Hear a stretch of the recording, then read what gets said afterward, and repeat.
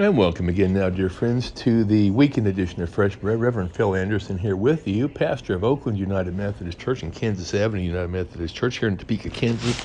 It is now Saturday, August 26, 2023. Before we go any farther, I want to make sure you are welcome to come to our services tomorrow. We have Sunday school at 8:30 and followed by our worship at 9:30 a.m. at the Oakland campus. We're going to be talking about the 12th chapter of Romans, one of the great chapters in the Bible. And then at Kansas Avenue United Methodist Church, Sunday school at 9:30 and worship at 11. And again, we do invite you to come. Bring a friend, bring a neighbor, bring a relative. We hope you're going to come and enjoy. I tell you, it's going to be a dynamite service. I really believe. And I'm really looking forward to doing some new things with some of these services, especially as we look at the book of Romans here tomorrow. And I just feel like this came at the perfect time because Romans 12:2 talks about being transformed. As a matter of fact, that's the name of the sermon. It's going to be transformed by the renewing of your mind. Don't conform to the world. Don't be a jello Christian. Don't let the world squeeze you into its mold. And beyond that, put your mind on the things of Christ. Set your heart on the things of the Lord. And then everything else will fall into place. It's hard to do that, I know, when there's people around that are just going to try to get you down. But you know what? God didn't tell you it was going to be easy. He didn't tell me it was going to be easy. And, we can be our own worst enemies half the time. We can criticize ourselves for things we did or didn't do or said or shouldn't have said, or all these things we may have done that weren't even necessarily things that were wrong. It was just things that we did.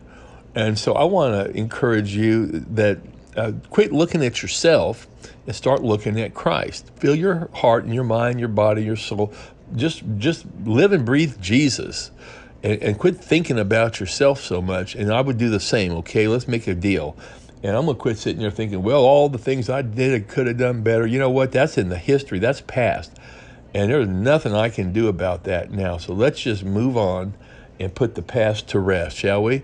And honestly, the more I know people are looking behind and talking about the good old days, the less vision they have. And I just got to say, I can't really spend a lot of time with folks that are constantly looking back. So if you have a vision, if you have a dream, if you have a goal, I want to talk to you. If not, you guys enjoy living in the past. That's your business. I'm okay with that. Truly, I am. I mean, there's a lot of joys that we have from things that have gone on. I'm okay with that, truly. But that's not going to get us where we need to go.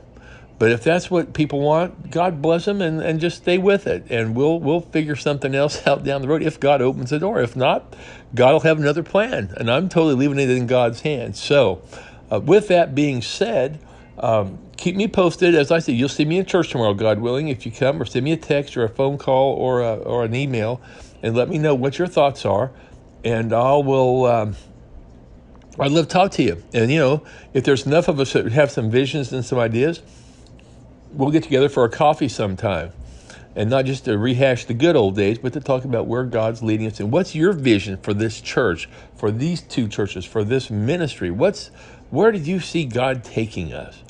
And some churches have these things called long-range planning meetings. And I'm all for that. Long-range planning committee. But you know what? We don't have that. And so maybe we need it. And if so, let's do it. And so again, just stay with us. I do thank you for your concerns and for being with me today on Fresh Bread. I know if you're listening to Fresh Bread, you do care about the churches. I know that you do.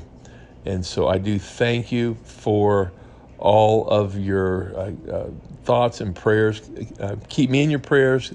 I appreciate the support. And if you think I could do something different or better, I'm not going to take it personal, so please let me know. I would much rather hear from you that you have that kind of a concern. And we can talk about it.